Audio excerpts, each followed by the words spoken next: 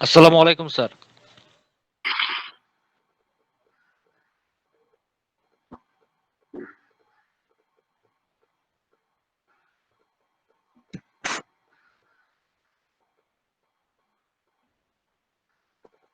Hello my dear students, আমাকে শুনতে পাচ্ছ?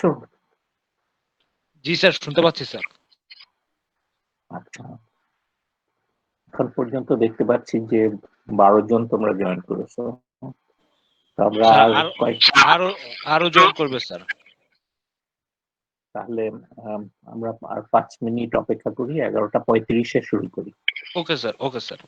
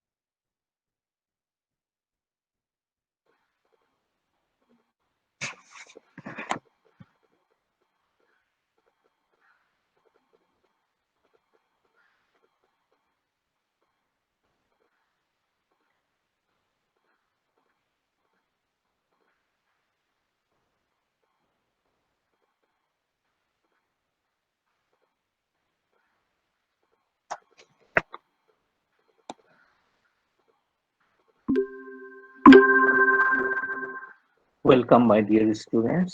Let us start the class. তোমরা জানো যে আজকে এটা হচ্ছে আমাদের সেকেন্ড ক্লাস। জি স্যার। সেকেন্ড একাডেমিক ডিসকাশনের ফার্স্ট ক্লাস। প্রথম দিন আমি শুধুমাত্র তোমাদেরকে ইন্ট্রোডাকশন দিয়েছি এই সাবজেক্টের, আর হচ্ছে আউটলাইন নিয়ে ডিসকাস করেছিলাম। জি স্যার।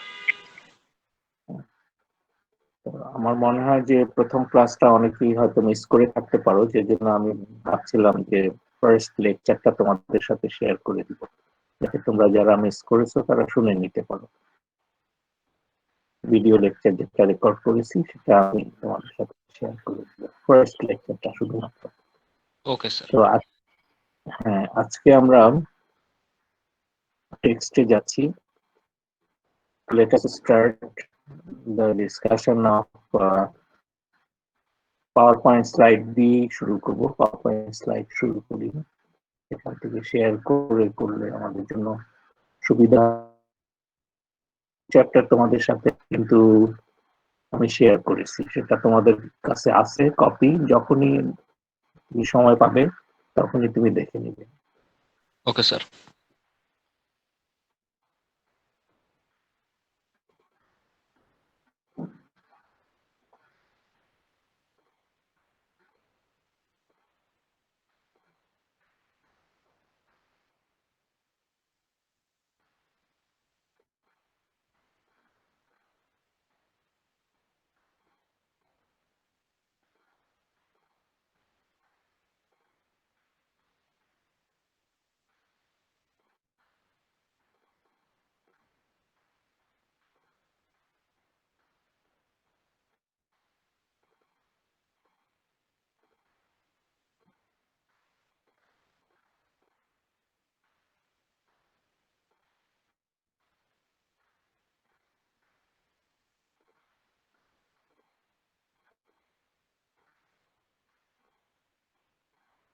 এই চ্যাপ্টারটার নাম দেওয়া হয়েছে অ্যাকাউন্টিং ইন অ্যাকশন।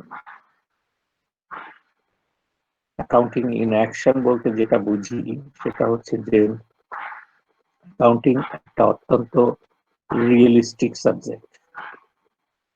এটার যে সমস্ত জিনিস, এই সাবজেক্টের যে জিনিসগুলো আমরা শিখবো তার সবগুলোই প্র্যাকটিক্যালি অ্যাপ্লাই করতে হবে। তো এটা কোনো এমন সাবজেক্ট না যেটা পড়লাম ভুলে গেলাম, অ্যাকচুয়ালি তা না। এটা পড়লে আমাদের প্র্যাকটিক্যাল লাইফে আমরা এটার উপরে অ্যাকশন নিতে পারবো। আমাদের ডিসিশন মেকিং, আমাদের কাজকর্ম সবকিছুতেই এটা কাজে লাগবে।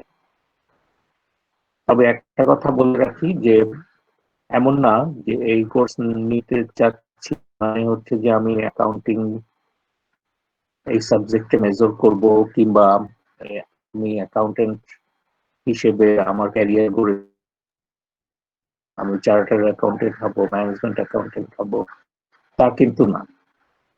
এটা অ্যাজ এ বিজনেস স্টুডেন্ট তোমাদের প্রত্যেককে নিতে হবে to know the language of business, যেটা গত ক্লাসে আমি একটুখানি ইন্ডিকেশন দিয়েছি। যে accounting is considered as the language of business, যে কারণে এটার ভেতরকার টার্মিনোলজি গুলো আমাদের প্রত্যেককে জানতে হবে। যে কারণে এই ওকে স্যার। সাবজেক্টটা হচ্ছে compulsory for everybody, whether you take accounting as a major or not, doesn't matter. Okay sir. এই চ্যাপ্টারটা পার্টিকুলারলি চ্যাপ্টার 1 যেটাকে বলা হচ্ছে অ্যাকাউন্টিং ইন অ্যাকশন, এটা পড়লে আমরা কি কি জানতে পারবো। প্রথমে তো আমরা জানতে পারবো যে অ্যাকাউন্টিং বিষয়টা কি, হোয়াট ইজ দ্য সাবজেক্ট। কারণ যখনই আমরা কোনো সাবজেক্ট পড়ি, নতুন করে পড়ি, একেবারে নিউ, তখন আমাদের প্রথমেই জানা দরকার যে আমি কি পড়ছি, আমি কি পড়তে যাচ্ছি, হোয়াট ইজ দ্য সাবজেক্ট, সেটা আমরা জানবো। Then we shall also know the users and uses of accounting. Accounting এর ইউজার কারা এবং এটা কি কি ব্যবহার আছে প্র্যাকটিক্যাল লাইফে।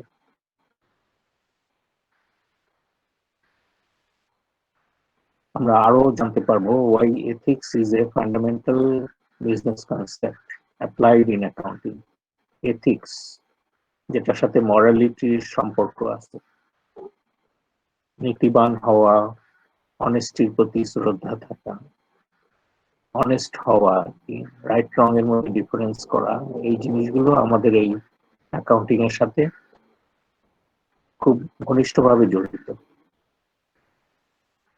Then we shall also know about the GAP, GAAP, যেটাকে বলা হচ্ছে জেনারেলি অ্যাকসেপ্টেড অ্যাকাউন্টিং প্রিন্সিপালস, সংক্ষেপে আমরা বলি জি, এখান থেকে এ, এ এন্ড পি। তো এই গ্যাপ জিনিসটা কি, এটার খুব ব্যাপক ব্যবহার অ্যাকাউন্টিং এ হয়ে থাকে। Okay sir. আরো জানতে পারবো meaning of the monetary unit assumption, আমরা যে অ্যাকাউন্টিং করি সেটার ইউনিট অফ অ্যাজাম্পশনটা কি, কোনটাকে নিয়ে মূলত আমাদের ডিল করতে হয়, সেটা হচ্ছে মানি।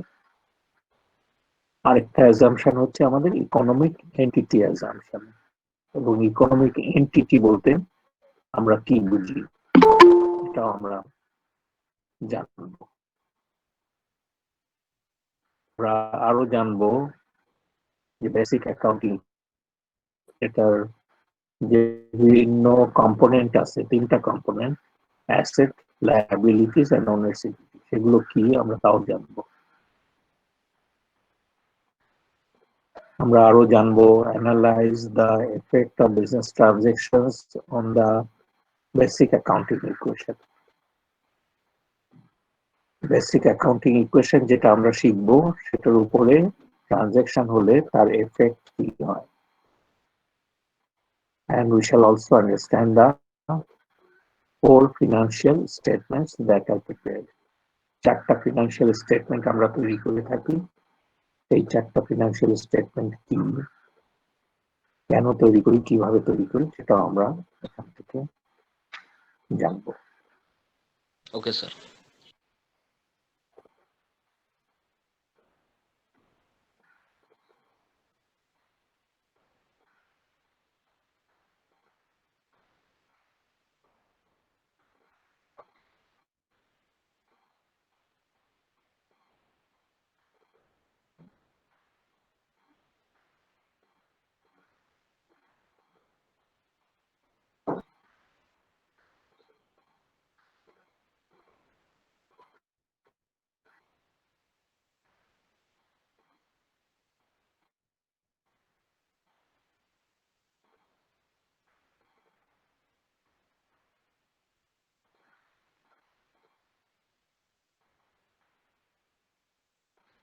Okay, then go back to, তোমরা যদি লেটে আসো জয়েন করো তাহলে আমাকে এটা অফ করে বারবার ওই এন্ট্রিটা দিতে হয়, এই জন্য একটু সমস্যা হয়।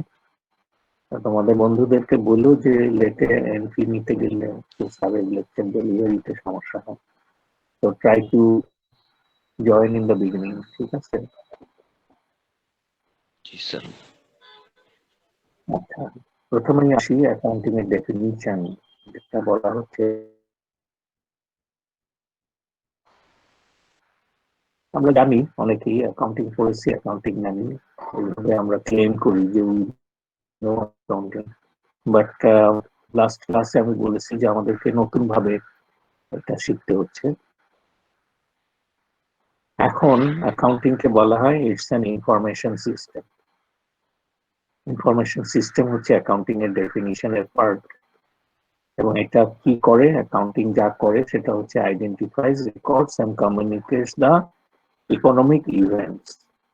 এই প্রত্যেকটা জিনিসের আলাদা আলাদা ডেফিনিশন আছে, যেমন ইনফরমেশন সিস্টেম বলতে আমরা কি বুঝি সেটা একটা জিনিস, আইডেন্টিফিকেশন মানে কি সেটা একটা জিনিস, রেকর্ডিং করা কি সেটাও একটা জিনিস, আবার কমিউনিকেট করা, ইকোনমিক ইভেন্ট কি, তারপরে ইন্টারেস্টেড ইউজার্স কারা, এই প্রত্যেকটা জিনিস আমাদের আলাদা আলাদা ভাবে বুঝতে হবে। সামগ্রিকভাবে যখন আমরা জিনিসটা বুঝতে পারবো তখন আমাদের সামনে অ্যাকাউন্টিং এর একটা নতুন ডেফিনিশন ফুটে উঠবে, মনে আসবে। প্রথমে বলি ওকে স্যার। যে সিস্টেম কি, ইনফরমেশন, তোমাদের কি ধারণা, what is information or information system, বলো দেখি।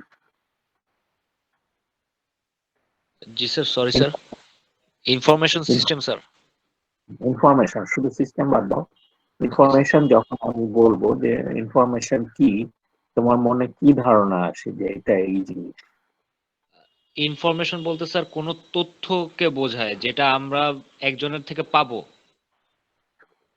আচ্ছা, জি স্যার। তো দিয়ে আমরা কি করি? স্যার এই ইনফরমেশনটাকে কাজে লাগায় স্যার আমরা বিভিন্ন কাজ করি ওই ইনফরমেশন অনুযায়ী।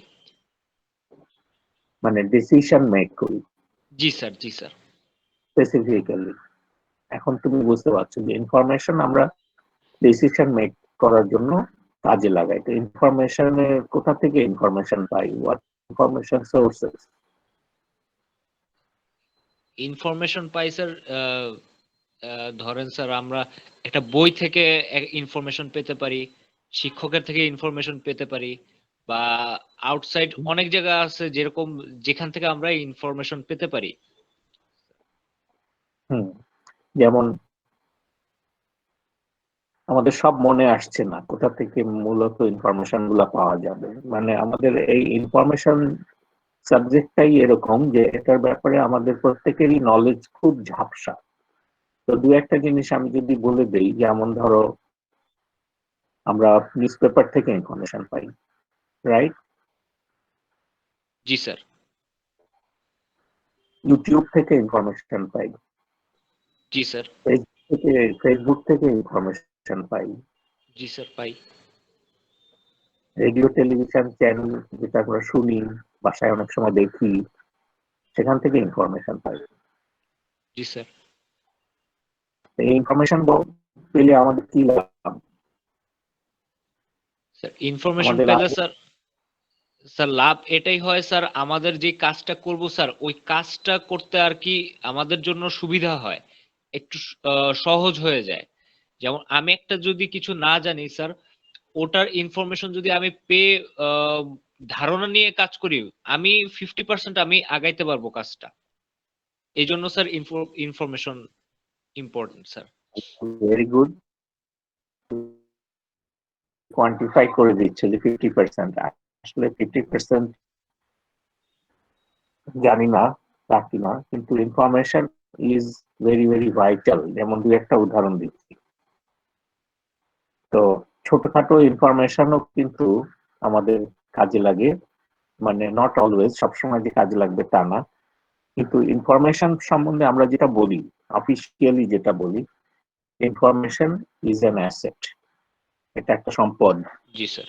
সম্পদ মানুষকে রিচ করে, ইনফরমেশন মানুষকে তার নলেজকে রিচ করে, তার জ্ঞানকে বাড়িয়ে দেয়, এবং এই জ্ঞানই তো আমরা কাজে লাগাই। আমরা আমরা যারা টিচার, আমরা যারা পড়াশোনা করি, কিংবা আমরা যারা ইভেন এক্সিকিউটিভ হই, আমরা কি ধরনের ওয়ার্কার? আমরা কিন্তু ওই কোনো জিনিস তৈরি করছি না, মানে আমরা মেশিনে কাজ করছি না, মেশিন চালিয়ে চালিয়ে আমাদের কোনো কিছু উৎপাদন করতে হচ্ছে না, সেই জব কিন্তু আমরা কখনো নিতে চাই না। মানে আমরা ওই লাইনে নাই।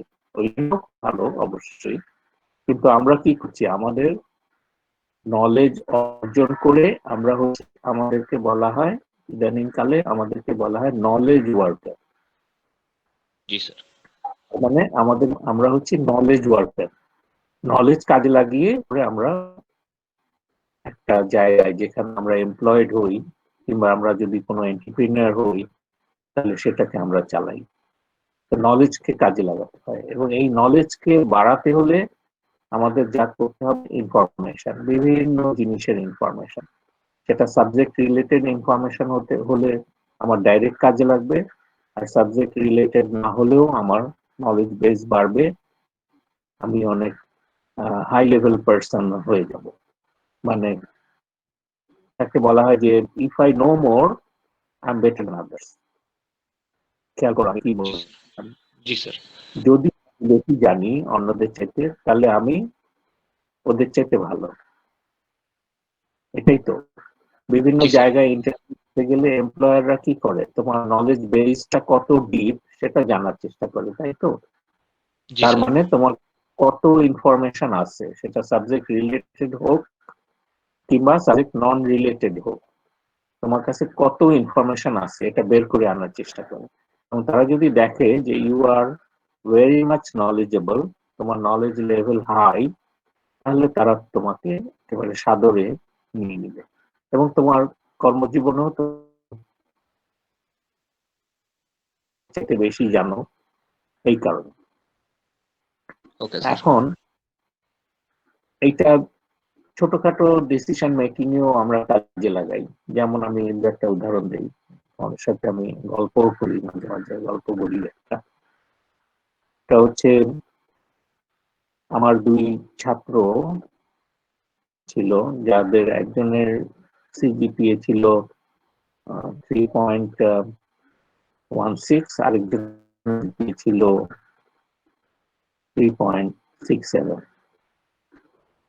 একদিন 3.16 সিজিপিএ যে ছেলেটা পেয়েছিল তার সাথে আমার দেখা হলো একটা পার্টিতে, একটা অনুষ্ঠানে দাওয়াত ছিল সেখানে। তো আমি জিজ্ঞেস করলাম, ও মারুফ তুমি কি করছো এখন? বললো যে স্যার আমি তো অমুক জায়গায় জয়েন করেছিলাম, বছর 4 হলো, এখন আমি ডেপুটি ম্যানেজার হয়েছি। আমি বললাম ভালো। তো তোমার বন্ধু যার সিজিপিএ 3.6 ছিল, তুমি অনেক দুঃখ করতে যে দুই বন্ধু একরকম সিজিপিএ হলো না, তার খবর কি? তো বললো যে স্যার ও তো এখনো তেমন কিছু করতে পারেনি, 3-4 বছর হয়ে গেল, ও তো মানে সেভাবে শুরুই করতে পারেনি।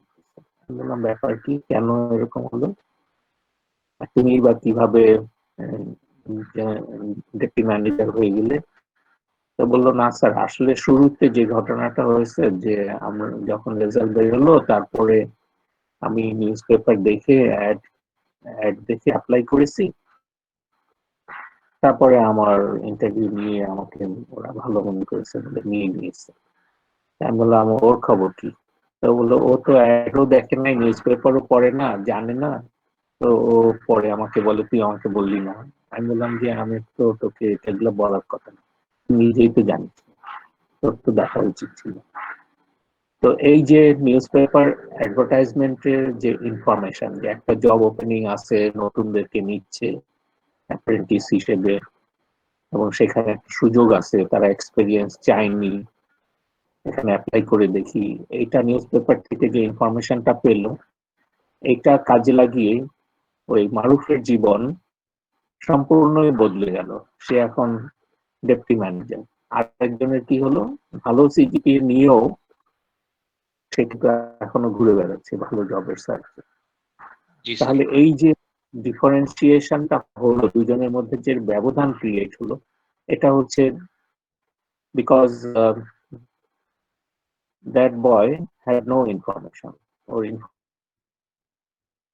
নলেজ ছিল না, ওটা জানতো না। এটা হচ্ছে এটা। এখন এটা হচ্ছে ছোট একটা এক্সাম্পল। যেমন আমি বলি আমার কিরকম একটা ঘটনা হয়েছে, যে একটা সময় ছিল যখন খুব ঘন ঘন হরতাল দিত, তোমাদের হয়তো মনে নাই, এটা এরশাদের সময় খুব ঘন ঘন হরতাল দিত প্রতিদিন। মানে আমরা রেডিওতে টিভিতে শুনতাম যে আগামী দিন হরতাল। তো একদিন হয়েছে কি, আমি সেভাবে লেট নাইট নিউজটা ফলো করি নাই, আমি দেখি নাই, টায়ার্ড ছিলাম, ঘুমিয়ে পড়েছি, তো জানতাম না যে পরের দিন হরতাল। আমি আমার গাড়ি নিয়ে বেরিয়েছি, বেরোনোর পরে যেই মেন রাস্তায় গেলাম, আর একটা টোকাই একটা ঢিল মেরে আমার গাড়ির পিছনে কাঁচটা ভেঙে দিল, একদম গুঁড়া গুঁড়া হয়ে গেল। আমাকে 12,000 টাকা দিয়ে সেটা বদলাতে হলো।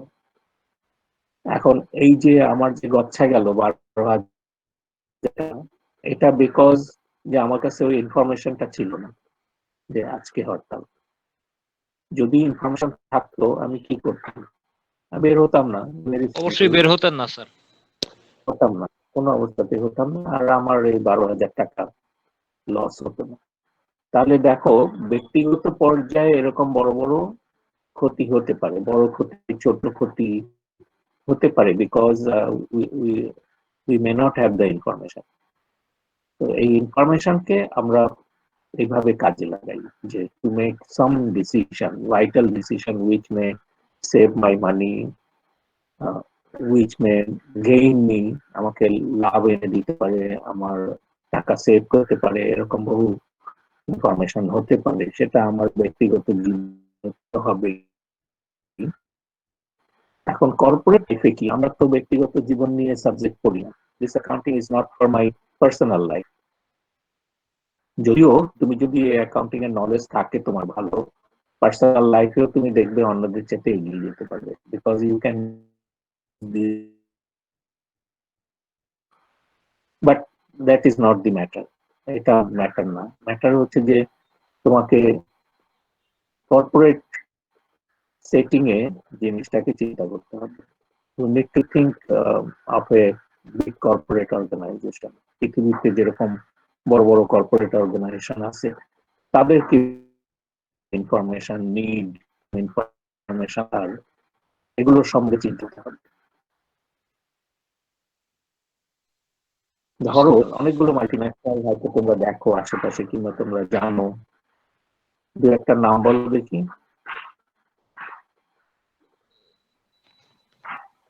স্যার মাল্টিন্যাশনাল কোম্পানির নাম মাল্টিন্যাশনাল, স্যার? স্যার হ্যাঁ নেসলে আছে, বলো দেখি। নেসলে আছে, জি স্যার, বাটা আছে স্যার। খুবই খুবই ছোট, খুবই ছোট। বড় বড় গুলো,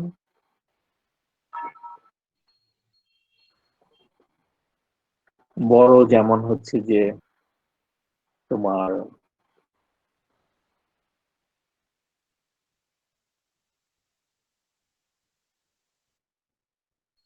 সবাই খাও না, শুনতে পাচ্ছ? কোকা কোলা, জি স্যার, জি স্যার, কোকা কোলা আছে কোকা স্যার, কোলা, ইউনিলিভার আছে। ইউনিলিভার আছে, বিগ, কোকা কোলা, বিগার। তারপরে কিছু কিছু ব্যাংক আছে, very big, Apple, very big. এরকম অনেক মাল্টি ন্যাশনাল আছে যারা, যাদের কি পরিমাণ স্ট্রেংথ এবং সম্পদ এবং কি ধরনের ইনফরমেশন নিড, এইটা তুমি চিন্তা করো না কখনো, কিন্তু তোমাদের এইটা চিন্তা করতে হবে। ধরো ওকে স্যার। কোকা কোলা তার ব্যবসা পরিচালনা করে in more than 200 countries of the world. পৃথিবীর 200টারও বেশি দেশে এদের কার্যক্রম, এদের প্রোডাক্ট চলে। তুমি যদি আমাদের বাংলাদেশের প্রত্যন্ত অঞ্চল, যেটাকে আমরা বলি যে একেবারে রিমোট, সেন্ট মার্টিন, ধরো সেন্ট মার্টিন হচ্ছে সবচেয়ে বেশি, সেন্ট মার্টিনে গেলেও কিন্তু তুমি কোকের ক্যান কিনতে পাবে, পাবে না? জি স্যার। জি স্যার। কোকের একটা ক্যানের দাম ধরা যাক যে 50 টাকা। সেই 50 টাকা তুমি ওখানে দিবে, ওখানে বসে সেই কোক খাবে। তো এই যে ক্যানের যে টাকাটা তুমি দিলে, এই ইনফরমেশন তুমি কি মনে করো যে এটা কোকা কোলার হেড অফিস, যেটা আমেরিকার ডেনভারে হেড অফিস আছে, সেখানে এটার হিসাব থাকবে না? থাকবে কি থাকবে না? থাকবে স্যার। থাকবে। That is natural. কারণ তারা তো ফ্রি ফ্রি তোমাকে কোক ক্যান দিচ্ছে না, তুমি না স্যার। টাকা দিচ্ছ। এই টাকাটা আলটিমেটলি, এই টাকাটা ঘুরে ফিরে বিভিন্ন জায়গায় এটা অ্যাকাউন্টেড হবে, হিসাব রাখবে, ওরা হিসাব রাখবে, ওরা আবার যাদের কাছ থেকে এনেছে তাদেরকে হিসাব দিবে, তারা আবার হিসাব দিবে, এইভাবে যেতে যেতে তারপরে আমেরিকার হেড অফিস পর্যন্ত পৌঁছে যাবে যে তুমি এক ক্যান কোক কিনেছো সেন্ট মার্টিনে, সেই টাকাটা, সেই টাকার একটা অংশ এখানে হিসাব রাখা হলো। তো এর মানে হচ্ছে যে এটা একটা নেটওয়ার্ক, এটা একটা জাল। জাল ফেললে যেমন ধরো ওই জালের ভেতরে যত ছোট বড় মাছ আছে, কি হয়, সব মাছগুলো আটকা পড়ে যায়। If it is a net, ওই নেটের ভেতরে যদি থাকো, তাহলে যদি চিন্তা করো যে অ্যাকাউন্টিং এটা একটা নেট, এটা একটা জাল, এই জালের মধ্যে তোমার ওই হিসাবটাও ঢুকে যাবে, যদিও এটা খুব ছোট। কিন্তু ওই নেটের মধ্যে থাকতে হবে। আর যদি নেটের বাইরে বেরিয়ে যায় কিংবা নেটের মধ্যে না থাকে, তুমি নেট তাহলে বলতে হবে যে দিস নেট, এই নেটটা ঠিক নেই, নেটের মধ্যে ফুটা আছে কিংবা এই নেটের মধ্যে ফাঁক আছে কিংবা নেটের কভারেজটা ঠিক হয়নি, আরো বড় করা উচিত, ইত্যাদি ইত্যাদি, তখন ভিন্ন চিন্তা। কিন্তু accounting if we consider as a net, যেটা একটা জাল, যেখানেই আমি বিজনেস করব সেখান থেকেই আমাকে এই নেটের মধ্যে ঢুকিয়ে সমস্ত জিনিসগুলোকে টেনে আনতে হবে, তাহলে it's a very big thing. কিভাবে এটা বিগ থিং হলো? কারণ কোকা-কোলা 200 কান্ট্রিতে বিজনেস করে, 200 কান্ট্রি থেকেই এটা আনতে হবে। সেই কান্ট্রি গুলো আবার কোনো ছোটখাটো কান্ট্রি নাও হতে পারে, অনেক বড়, অনেক শহর, অনেক গ্রাম, অনেক দোকান, অনেক জায়গা। তো এভরিওয়্যার এই অ্যাকাউন্টিং নেটকে তোমার ছড়িয়ে দিতে হবে। তাহলে তুমি চিন্তা করো যে অ্যাকাউন্টিং এর যে ইনফরমেশনের যে গ্যাদার করার, এই যে সেলস ইনফরমেশন, ধরো এটা একটা সেলস ইনফরমেশন যে সেল হলো আমার প্রোডাক্ট, এই ইনফরমেশনটা গ্যাদার করার জন্য অনেক বড় একটা নেটের দরকার। সেই নেট হতে হবে নিখুঁত, তাহলে accounting is a very big subject, তাই না? তো এই Yes, sir. নেটটা কেন আমরা কেন তৈরি করছি, কেন থ্রো করছি, কেন এটাকে সাজাচ্ছি, যে it gathers information for us only to gate,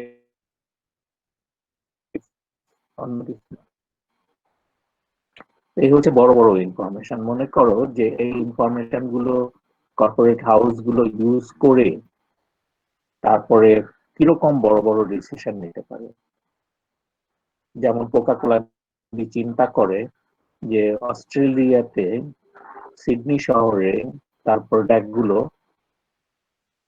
ভালো চলছে না এবং সেখানে লস হচ্ছে, লুজিং, তাহলে ওটা বন্ধ করতে হবে, ওই ইউনিটটা তারা বন্ধ করে দিতে চাচ্ছে। এখন সেটা কোন ইনফরমেশনের ভিত্তিতে করবে? ওই অ্যাকাউন্টিং ইনফরমেশনের ভিত্তিতে। তাহলে কত বড় ডিসিশন যে ওখানকার শহরের, তাহলে এর মাধ্যমে হতে পারে যে 5,000 লোকের জব ছিল, বহু লোকের আর্নিং বন্ধ হয়ে গেল। তো এরকম ভাইটাল ডিসিশন, বড় বড় ডিসিশন এই ইনফরমেশন মাধ্যমে আমরা নিয়ে থাকি, শুধু ছোটখাটো ডিসিশন না।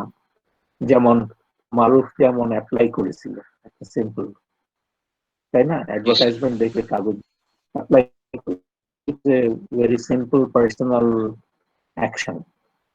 কিন্তু যখন কর্পোরেট হাউস কোকা-কোলা যদি ওরকম ডিসিশন নেয় যে একটা রিজিয়নের পুরো ইউনিট বন্ধ করে দিতে হয়, দ্যাটস এ ডিসিশন।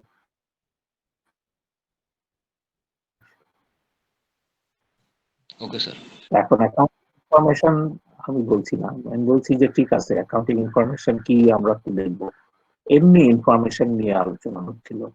ইনফরমেশন নিয়ে যখন আলোচনা হবে তখন ইনফরমেশনের গুরুত্ব আমরা সবসময় কিন্তু বুঝি না, যে ইনফরমেশন আমার কেন দরকার।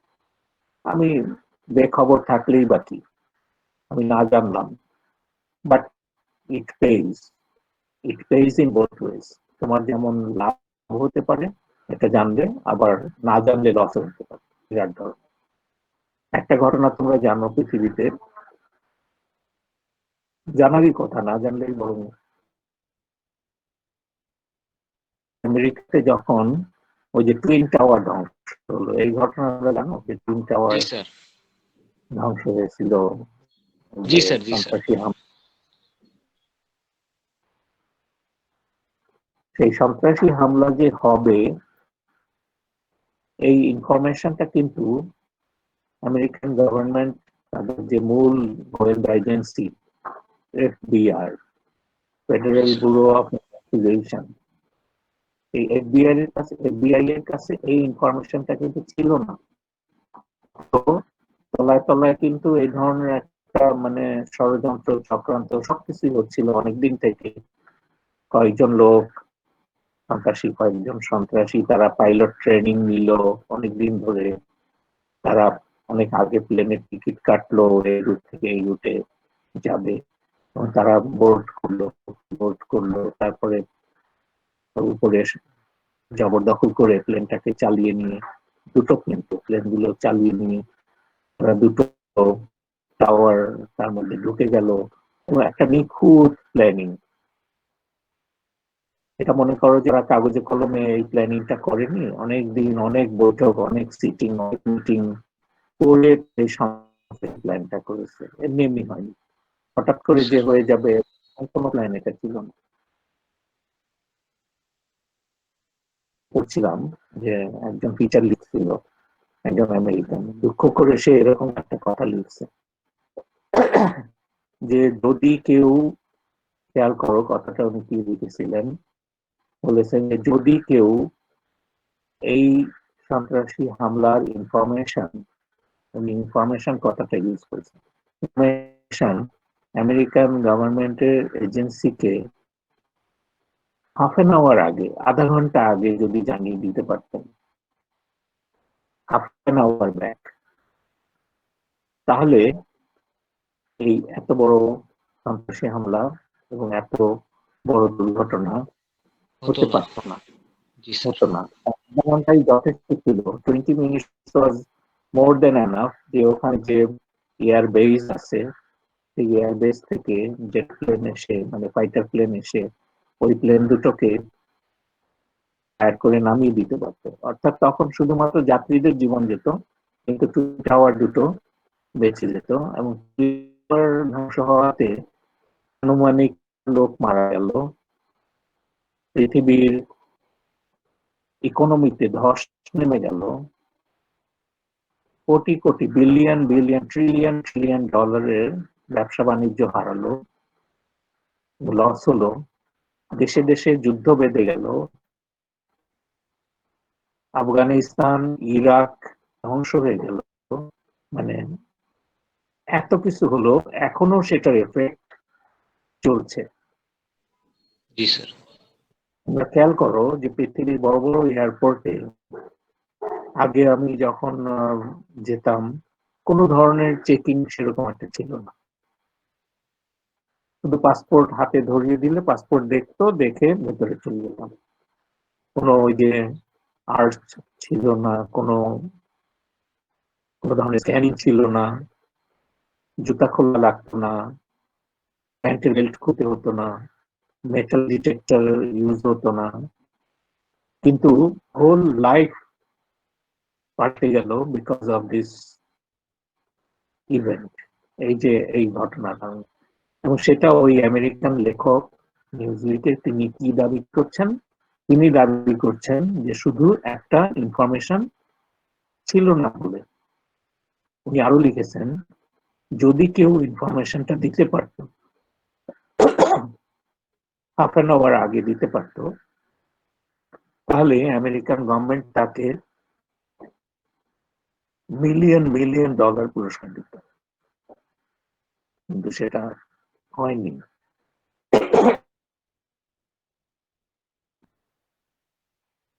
তার মানে চিন্তা করে দেখো যে ছোট একটা ইনফরমেশন, তার মূল্য অনেক কত বেশি। বেশি, ব্যাপক। সেই মূল্য অসীম একটা মূল্য, সেই মূল্য দিতে হচ্ছে এবং দিতেই থাকবে। পৃথিবীতে আমার মনে হয় সেই মূল্য দেওয়ার সময় এখনো শেষ হয়ে যায় নাই। একটা দেশ যখন কমপ্লিটলি অন্যরকম হয়ে যায়, মানে এনিমি হয়ে যায় সবাই, সেটা শেষও হয় না সহসা। ঘটনার সূত্রপাত তো ওইভাবেই হয়েছে। তো এইটা ছিল যে ইনফরমেশন ছিল না, এই জিনিসটা রোধ করা যেত, আর আমরা দেখতাম যে আগের মতনই আমাদের পৃথিবীটা রয়েছে। একটু একটু হয়তো পরিবর্তন হতো, কিন্তু এরকম না যেমন আমরা এখন দেখি। তো ইনফরমেশন আমরা খাটো করে দেখতে পাই না, সেটা অ্যাকাউন্টিং ইনফরমেশন হোক কিংবা অন্য ইনফরমেশন হোক। এখন হয়তো তোমাদের মনে একটা ধারণা জেগেছে যে information maybe much valuable, information জিনিসটা কি। কিন্তু আমরা নিজে যখন চিন্তা করি বসে বসে, স্যাররা বলে যে এই ইনফরমেশন ডিফাইন করো, ইনফরমেশনের ডেফিনিশন এটা, তখন আমরা কিন্তু বুঝি না। কিন্তু এটার ব্যাপকতা, বাস্তবতা যখন প্র্যাকটিক্যালি আমরা দেখি, তখন বুঝতে পারবে। So this is information, and accounting কে কি বলা হয়? This is one of the information system, not all. Accounting ছাড়াও information generate করার বহু জিনিস আছে, কিন্তু অ্যাকাউন্টিং হচ্ছে অন্যতম একটা ইনফরমেশন জেনারেটিং পাওয়ার হাউস। তো অ্যাকাউন্টিং থেকে যেসব ইনফরমেশন জেনারেট করে সেগুলো সাধারণত টাকা কড়ি অঙ্কে আমরা বুঝতে পারি যে এটা আমাদেরকে একটা গাইডলাইন দিয়ে দেয় ডিসিশন মেকিং এর। তো অ্যাকাউন্টিং মূলত আমরা ওটাই করি, ওটার জন্যই করি। এটা এমন না যে স্টুডেন্ট হিসেবে আমাদেরকে যে তোতা পাখির মতো শেখানো হয় অ্যাকাউন্টিং লাভ ক্ষতি নির্ধারণ করে, এটা রেকর্ড করে, এটা বই হিসাবপত্র রাখে। অ্যাকচুয়ালি এটার ব্যাপকতা অনেক বেশি। অ্যাকাউন্টিং ইনফরমেশন জেনারেট করে টু মেক ভাইটাল ডিসিশন, অনেক গুরুত্বপূর্ণ ডিসিশনের জন্য এটা আমাদেরকে তথ্য দেয়। This is it. এখন Okay, sir. এইটা এর জন্য যেটা দরকার সেটা হচ্ছে এটার জন্য প্রথমে আমাকে আইডেন্টিফাই করতে হবে যে আমি কোন জিনিসটাকে কনসিডার করব in my accounting process. Accounting is a process, of course it is a process. এই অ্যাকাউন্টিং প্রসেস কি আমি বলছি একটু পরে। তো এই অ্যাকাউন্টিং প্রসেসের জন্য প্রথমত আমাকে আইডেন্টিফাই করতে হয় যে কোন জিনিসগুলো আমি অ্যাকাউন্টিং রেকর্ডের মধ্যে আনবো। এটা হচ্ছে এই যে record. So there are specific things in my identification process. Then finally আমি কি কি জিনিস কমিউনিকেট করব এবং কোথায় কমিউনিকেট করব, কার জন্য করব, এই জিনিসগুলো আমাকে বুঝতে হবে। সো ওভারঅল এই জিনিসগুলোকে বোঝাই হচ্ছে অ্যাকাউন্টিং। তো ইন এ নাটশেল আমরা কি বুঝলাম? আমরা বুঝলাম যে অ্যাকাউন্টিং একটা ইনফরমেশন সিস্টেম যেটা অর্গানাইজেশনের মানে ইকোনমিক ইভেন্ট গুলো নিয়ে, নন ইকোনমিক ইভেন্ট না, ইকোনমিক ইভেন্ট গুলো নিয়ে। এটার জন্য আবার আরেকটা উদাহরণ দরকার হবে। যেমন ধরো, তাহলে আরেকটা চিন্তা করি যে কিভাবে ইকোনমিক ইভেন্ট গুলোকে অর্গানাইজেশনে রেকর্ড করতে পারে। এটা হচ্ছে Okay, sir. ধরো তুমি একটা অর্গানাইজেশন জব করো, ওকে, তুমি জব করো জুনিয়র এক্সিকিউটিভ।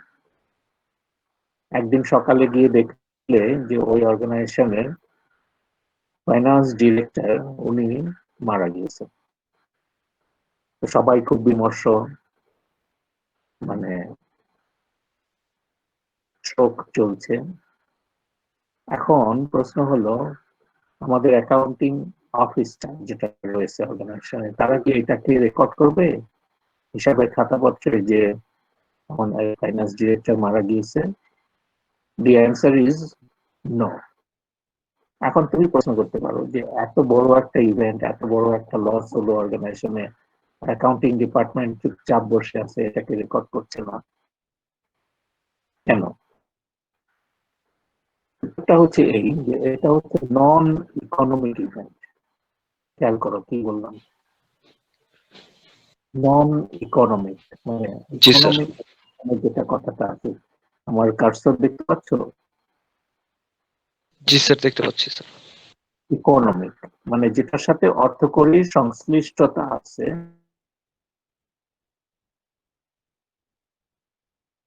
সেটাকেই বলা হয় ইকোনমিক। তাহলে যদি কোনো ইকুয়েশন রেকর্ডিং আইডেন্টিফিকেশনের দরকার, কিন্তু নন ইকোনমিক হলে না। নন ইকোনমিক মানে ওটার সাথে অর্থকরীর সম্পর্ক ছিল না। হ্যাঁ, হতে পারে যে ফাইন্যান্স ডিরেক্টর মারা যাওয়াতে অর্গানাইজেশন বড় ধরনের সেটব্যাক হলো, অনেক পিছিয়ে যাবে, অনেক ক্ষতি হয়েছে, কিন্তু এটার সাথে অর্গানাইজেশনের ইমিডিয়েট ব্যাংক অ্যাকাউন্টের কিংবা টাকা কড়ির কোনো সম্পর্ক ঘটে নাই। সো এটা নন রেকর্ডেবল। কিন্তু যদি 3টার সময়, মনে করো ওই বিকেল 3টার সময় একটা বোর্ড মিটিং হলো তোমার অর্গানাইজেশনে, বোর্ড মিটিং এর সিদ্ধান্ত হলো যে ফিনান্স ডিরেক্টর যিনি মারা গেলেন গত রাতে, তার ফ্যামিলিকে 20 লক্ষ টাকা ক্ষতিপূরণ দেওয়া হবে। মানে 20 লক্ষ টাকা তাকে দেওয়া হবে এবং একটা চেক রেডি করতে বলা হলো অ্যাকাউন্টস ডিপার্টমেন্টকে। তার ওয়াইফকে ডেকে তার ওয়াইফের হাতে 20 লক্ষ টাকার চেক দেওয়া হবে। এখন তো this is an economic event, crore, G sir. তখন বিজনেসের ব্যাংক অ্যাকাউন্ট থেকে 20 লক্ষ টাকা কমে যাবে এবং এইটা accounts executive must record it. So that is an G sir. economic event. তো এইভাবে ডিফারেন্সিয়েশন করে করে আমরা কিন্তু রেকর্ডিং করি। প্রথমত আইডেন্টিফাই করতে হবে whether it is economic or non-economic, then I have to take steps for recording. So this is all about this slide. এই স্লাইডের মূল বিষয় হচ্ছে এটাই। Okay sir. নেক্সট স্লাইডে একটা ছবি দেখতে পাচ্ছ, এটা হচ্ছে অ্যাকাউন্টিং প্রসেস। যেটা আমি বললাম যে এটা process, accounting is a process. এটা তোমার বইয়ে 3 পৃষ্ঠায় আছে, 3 নম্বর পাতা।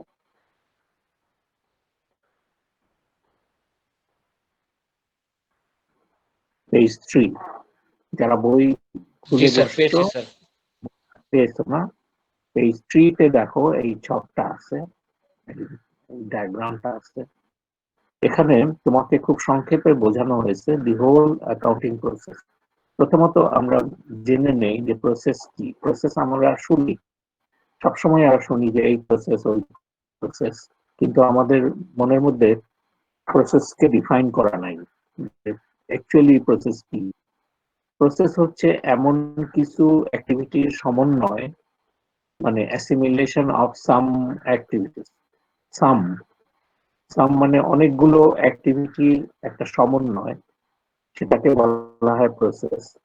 কিন্তু সেই সমন্বয় যে প্রথমে একটা জিনিস দিয়ে শুরু হয়, তারপরে একটা করতে হয়, তারপরে একটা করতে হয়, তারপরে আরেকটা, তারপরে আরেকটা, তারপরে আরেকটা, তারপরে আরেকটা, এবং সর্বশেষে একটা, যেটা শেষ তো সেটা শেষ। সেটাকে প্রথম কিংবা মাঝখানে ঢোকাই না আমরা, মানে সিকোয়েন্সিয়ালি চলে। সিকোয়েন্সিয়ালি মানে একের পর এক, সিকোয়েন্সিয়ালি। এটা একটা চেইনের মতো, তা মাঝখানে কোনো কিছু উল্টাপাল্টা করে করা হবে না। কি বললাম খেয়াল করো, মানে উল্টাপাল্টা করে করলে হবে না, একের পর এক। যেমন উদাহরণ দিই, ভাত রান্না করা, তোমার মা বোনরা সবসময় ভাত রান্না করে তোমাদেরকে প্রেজেন্ট করে, তাই না, খাবার টেবিলে। তো জি এইটা স্যার। একটা প্রসেস, এবং এই প্রসেসের বিগিনিং হচ্ছে, শুরু হচ্ছে চাল, এবং চালটা ধোয়া। চালটাকে অবশ্যই ধুয়ে নেয়, শুকনা চাল তো আর পাতিলে করে দিয়ে দেয় না, না না স্যার। চালটা ধুবে, তাহলে ধোয়াটা হচ্ছে ফার্স্ট প্রসেস।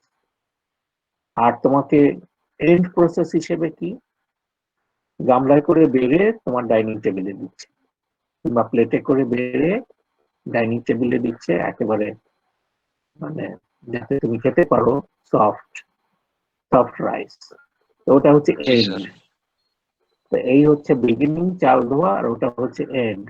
মাঝখানে অনেকগুলোই প্রসেস আছে, সেগুলো হয়তো তোমরা দেখো না। দাঁড়িয়ে দাঁড়িয়ে যদি দেখো তাহলে বুঝতে পারবে যে চাল ধোয়া, তারপরে এটাকে হাঁড়িতে দিয়ে তারপরে চুলায় দেওয়া, চুলার জাল বাড়িয়ে দেওয়া, কোনো কোনো সময় এটাকে নেড়ে দেওয়া, কখনো কখনো এটাকে ঢাকনা দিয়ে দেওয়া, আবার শেষ হয়ে গেল কিনা সেটা বোঝার জন্য একটা চাল হাঁড়ি থেকে তুলে চামচি করে তারপরে টিপে দেখা, তারপরে শেষ পর্যন্ত ওটাকে তুলে ফেলে কখনো কখনো ওটা থেকে পানি ঝরিয়ে নেওয়া। অনেকগুলো প্রসেস আছে। এগুলো হচ্ছে প্রসেসের ভেতরকার অ্যাক্টিভিটি। জি স্যার, ঠিক বলেছেন। ঠিক আছে স্যার। সিম্পল জিনিস, একটা সামান্য, তোমরা হয়তো মনে করতে পারো চাল থেকে ভাত করা এটা একটা এমন আর কি, কিন্তু এটাও একটা প্রসেস ফলো করে, এবং এটাও কঠিন প্রসেস। তো আমাদের জি স্যার। অ্যাকাউন্টিং এ কিনা এত বড় একটা জিনিস আছে, প্রসেসটা মূলত 3টা জিনিস। প্রথম তো আইডেন্টিফাই করাটা প্রসেসের ফার্স্ট পার্ট, যে কোনটাকে রেকর্ড করবো কোনটাকে করবো না। সেকেন্ড পার্ট হচ্ছে রেকর্ড করা, যে কিভাবে রেকর্ড করবো সেটা ডিসিশন আমাদের নেওয়া থাকে, আমরা জানি, আমরা সেট করে নিয়েছি, মানে আমরা যদি এক্সপার্ট হই তাহলে আমরা জানি। যখন আমরা এই সাবজেক্টটা পড়ে শেষ করে ফেলবো তখন আমরা জানবো কিভাবে এই ভেতরকার প্রসেসটা কমপ্লিট করতে হয়, তারপরে সেটাকে রেকর্ড করার পরে কমিউনিকেট করতে হয়। কমিউনিকেট করি আমরা কার জন্য? ইউজারের জন্য। যেমন ধরো যে ভাত তুমি খাচ্ছ ডাইনিং টেবিলে, তো you are the consumer of rice, তুমি ইউজ করছো, ওই প্রসেসের এন্ড রেজাল্ট, ভাত রান্না করার প্রসেসের এন্ড রেজাল্ট তুমি পাচ্ছ। এমনি অ্যাকাউন্টিং এর এন্ড রেজাল্ট কে পাচ্ছে? যারা ওই ইনফরমেশনকে ইউজ করে ডিসিশন নিবে, তারা ওটা পাচ্ছে। তো ইটস লাইক দিস।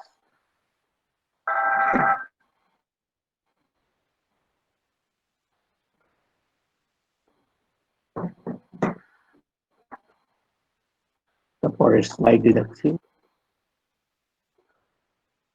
দেখতে পাচ্ছ এখানে তোমাদের এই পাতাতেই আছে 3 নম্বর পৃষ্ঠাতে questions asked by internal users.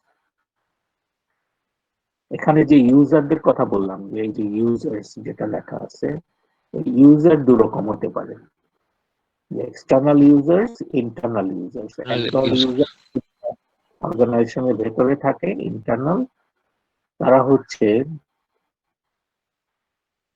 যে executives, managers, then your workers, then যাদের কাছ থেকে তুমি বাকিতে পণ্য ক্রয় করেছো কিংবা যাদের কাছ থেকে তুমি টাকা করে নিয়ে ব্যবসা করছো, তুমি মানে এখানে অর্গানাইজেশনকে বোঝাচ্ছি, অর্গানাইজেশন যাদের কাছ থেকে টাকা করে নিয়ে এসছে তারা, তারপরে কনজিউমাররা যাদের কাছে তুমি পণ্য বিক্রয় করছো, কোম্পানি প্রোডাক্ট বিক্রি করছে, এরা সবাই হচ্ছে এক্সটার্নাল।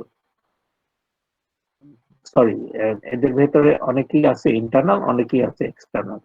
ইন্টারনাল হচ্ছে যারা অর্গানাইজেশনের ভেতরে থাকে, এই এখানে একটা গ্রুপ দেখানো হচ্ছে যারা ইন্টারনাল। যেমন ধরো যারা তোমার ক্যাশ ডিল করে, যারা তোমার কোনো একটা অর্গানাইজেশনে ম্যানুফ্যাকচার করে, যারা কাজ করে, ওয়ার্কার, আর যারা এই প্রফিটকে শেয়ার করে। এদের বিভিন্ন কোশ্চেন থাকতে পারে, questions asked by internal users. এই স্লাইডটা এখানে তোমরা দেখে নিতে, এখানে ভেতরে আছে ইন্টারনাল বইতেও ইউজারদের। পেয়েছি স্যার। হ্যাঁ, বইতেও পেয়েছি, বইতে আছে finance people, then marketing people, human resources people, management people, এগুলোও থাকতে পারে। আর এটা হচ্ছে 4 নম্বর পৃষ্ঠায় তোমরা এটা দেখতে পাবে যে কম্পারিজন।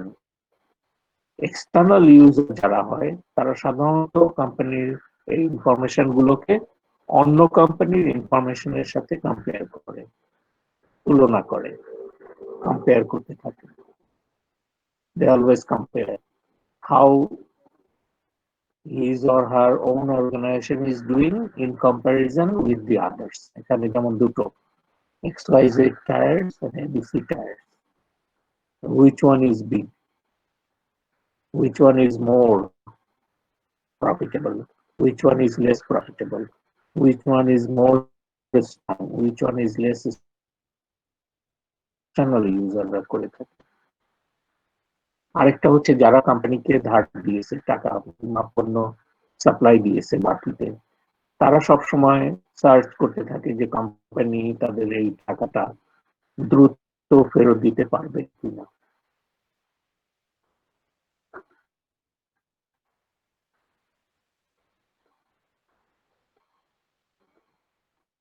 তারপরে স্লাইডে দেখো, এখানে দেখো যে দুটো জিনিস অনেক সনাতন একটা জিনিসকে তুলে ধরা হয়েছে। সনাতন বলতে বোঝায় পুরনো, যেটা আমাদের একটা মিসকনসেপশন ছিল, অ্যাকাউন্টিং মানে হচ্ছে বুক কিপিং, শুধু বইয়ের হিসাবপত্র রাখা।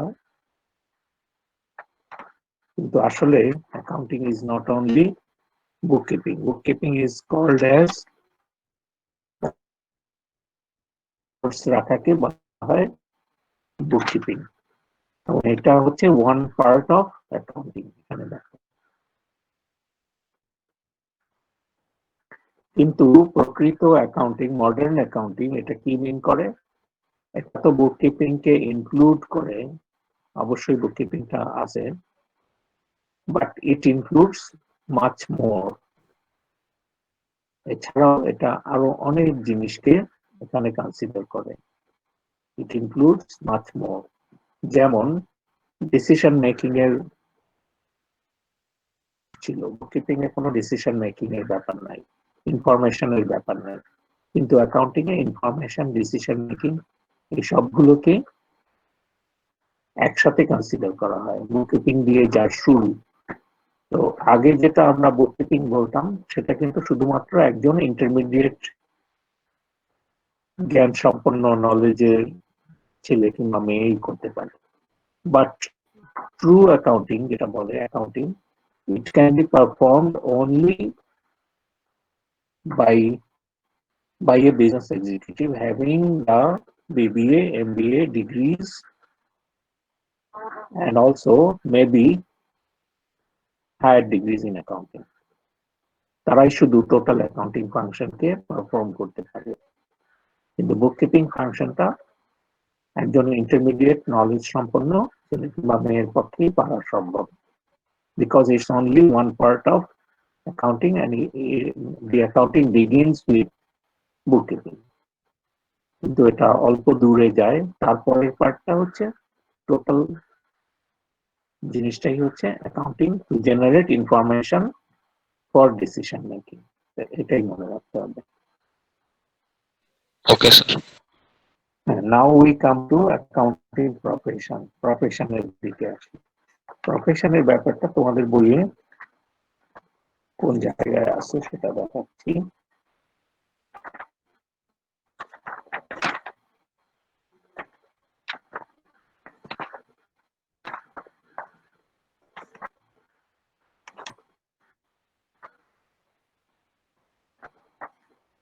বই খুঁজে দেখো কোথায় আছে অ্যাকাউন্টিং প্রফেশন সম্বন্ধে।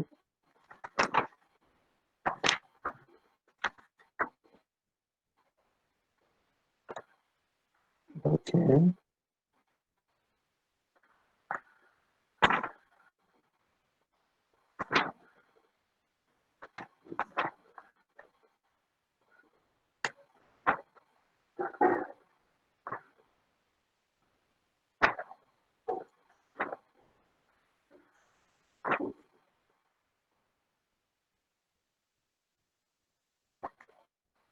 এটা হচ্ছে in your book page 18।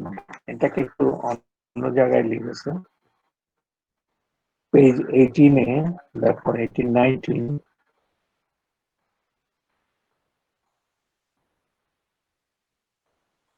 Page 19 খুলে দেখো, 19 পৃষ্ঠায় অ্যাকাউন্টিং প্রফেশন সম্বন্ধে বলা আছে।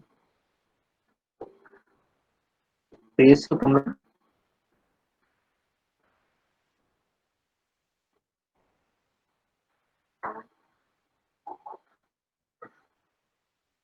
অ্যাকাউন্টিং প্রফেশন কে পেয়েছো?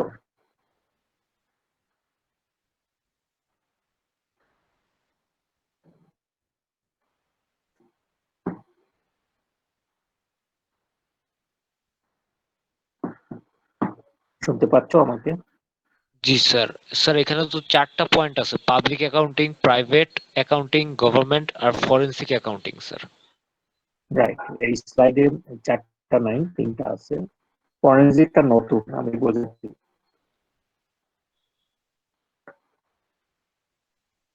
অবশ্যই এই জিনিসটা আমি বলে দেই তোমাদেরকে যে accounting is a dynamic and changing subject. Accounting সাবজেক্টটা হচ্ছে যে এটা নয়, এটা হচ্ছে ম্যানমেড সাবজেক্ট। ম্যানমেড সাবজেক্ট মানে বুঝছো কি বলছি? জি যে স্যার। আমরা নিজেরা প্রয়োজনে তৈরি করেছি। তো জি স্যার, জি স্যার। যখন প্রয়োজন চেঞ্জ হয় তখন আমরা এই সাবজেক্টকে একটু কনভার্ট করে নতুন জিনিস ঢুকিয়ে দিই।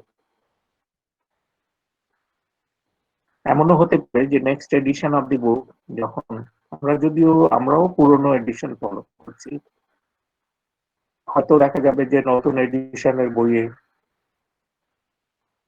একটা চ্যাপ্টার ঢুকিয়ে দেওয়া হলো যে কোভিড সিচুয়েশন অ্যাকাউন্টিং। এটা আনন্যাচারাল না, হতে পারে যে কোভিড সিচুয়েশনের কারণে হোল শিল্প জগতে পুরা ইন্ডাস্ট্রিয়াল ওয়ার্ল্ডে যে ধরনের পরিবর্তন এসছে, সেই পরিবর্তনের জন্য কি ধরনের কাউন্টিং চেঞ্জ আসবে সেটার উপরেও একটা চ্যাপ্টার চলে আসতে পারে।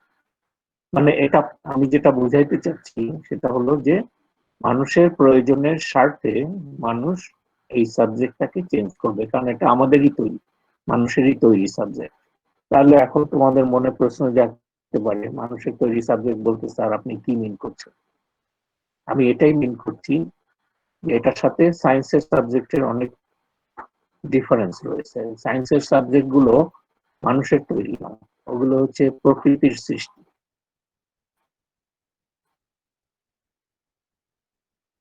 জি স্যার।